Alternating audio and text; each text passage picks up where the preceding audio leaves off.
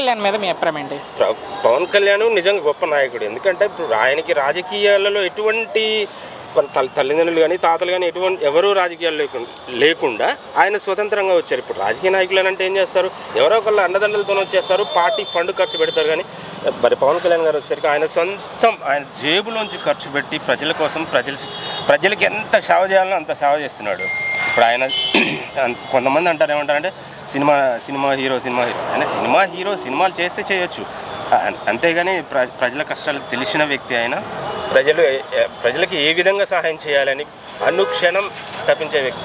చంద్రబాబు నాయుడు లాంటి ఒక విజనరీ లీడర్కి పవన్ కళ్యాణ్, మరి దాంతోపాటుగా ఇంకా మహానాయకుడు, రేపు భవిష్యత్ తరాలకు కాబోయే మహానాయకుడు లోకేష్ గారు తోడవడంతో ఇప్పుడు ఆంధ్రప్రదేశ్లో అభివృద్ధి ఉరుకులు పరుగులు పెడుతుంది. అంటే డిప్యూటీ సీఎం అయ్యాక ప్రజలను వదిలేసి సినిమాలు చేసుకుంటా అనే వాళ్ళకి మీరు ఏం చెప్తారు? అది అబద్ధం. కావాలని ఆయన మీద నిందలేసి ఏదో చేయాలి, ఈ కూటమి ప్రభుత్వాన్ని ఎట్లా కూలదోయాలి, లేకపోతే రేపు ఎలా అనేది. ఇప్పుడు ఫర్ ఎగ్జాంపుల్ చూద్దాం, పీపీపీ విధానంలో హాస్పిటల్ ఇవి కట్టేసిన తర్వాత ఇది చేయాలనేది ఈ రోజు కాదు, అది ఎప్పటి నుంచో ఉంది. మన టోల్ గేట్లు కావచ్చు, లేకపోతే కొన్ని హాస్పిటల్స్ కావచ్చు, ఇట్లాంటి కొన్ని ప్రాజెక్టులు, గవర్నమెంట్ ప్రాజెక్టులు అన్నీ కూడా ఆ విధానంలోనే రన్ అవుతున్నాయి.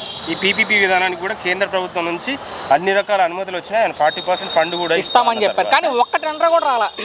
ఏంటి జగన్కి భయపడి రాలేదని చెప్తున్నారు? జగన్కి భయపడి రాకపోవడం కాదు, అక్కడ ఉండేది ఏంటంటే ఆ ప్రాజెక్ట్కి సంబంధించిన దాని మీద, ఆ ల్యాండ్ మీద కావచ్చు, ఆ ప్రాపర్టీ మీద కావచ్చు, ఆల్రెడీ జగన్ గారు ఏం చేశారంటే లోన్లు తీసుకొని అసలు దాన్ని నిర్వీర్యం చేశారు.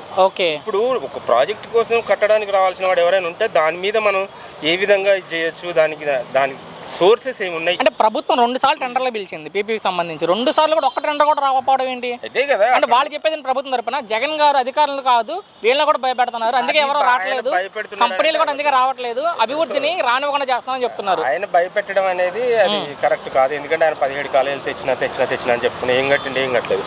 3 కాలేజీలకు కూడా మనకి అది ఎవరు పర్మిషన్ ఇవ్వలేదు, అక్కడ సీట్స్ కూడా ఇవ్వలేదు, సీట్స్ కూడా అమ్ముకునే పరిస్థితిలో ఆయన ఆ విధంగా ప్రతి దాన్ని నిర్వీర్యం చేశారు. కాబట్టి అక్కడికి వచ్చేసి ఎవరైనా అది కాంట్రాక్టర్ వచ్చి దాన్ని డెవలప్ చేయాలి అని అంటే దానికి కావాల్సిన రిసోర్సెస్ విషయం ఎవరైనా ఆలోచిస్తారు. గవర్నమెంట్ సపోర్ట్ ఎలాగ ఉంటుంది కాబట్టి ఆ రిసోర్సెస్ లేకనే కదా ఇప్పుడు ఎవరు ముందుకు రావడానికి ఇబ్బంది. ఫైనల్ ఒక్క మాటలో పవన్ కళ్యాణ్ ఒకే ఒక్క మాటలో ఏం చెప్తారు? పవన్ కళ్యాణ్ నిజంగా తను ప్రజల్లోంచి ఎదిగిన నాయకుడు.